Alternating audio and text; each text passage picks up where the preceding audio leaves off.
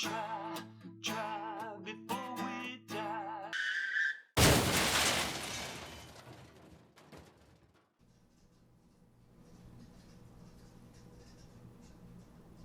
There once was a man from Glenkinchie who was known to be a penny pinchy. Well, one day she reached back and clocked him directly above his socks, and now as he sits by the sea, he sings well above key. WTF! Whiskey, today's fact. Today, as you may have guessed, we're headed off to Glenkinchie, a lowland distillery located in the village of Pencaitland, which is south of Edinburgh. The location of the village and subsequently the distillery dates back to 1169. And I thought the house I grew up in was old, having been built in 1795. In fact, I repurposed a lot of the wood from that house and incorporated it into the construction of this bar, the Bitter End.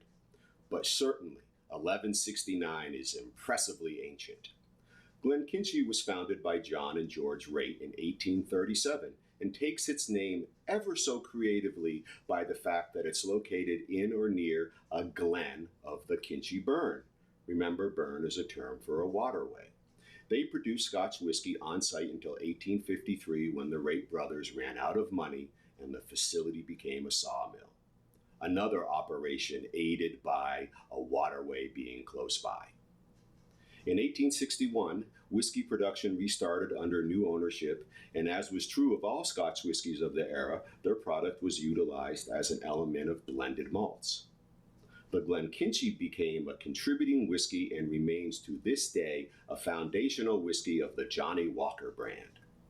Lowland whiskeys are good foundational or filler whiskeys, as they generally are not considered to have dominant flavor profiles, which allows for the master blender to develop both subtle and prominent nosing and tasting experiences.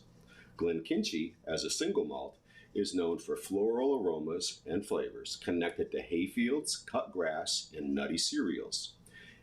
1989 was the year Glenkinchie became a bit more known in the single malt Scotch whiskey world, and they began to be marketed under the Classic Malts moniker by United Distillers, now owned by Diageo.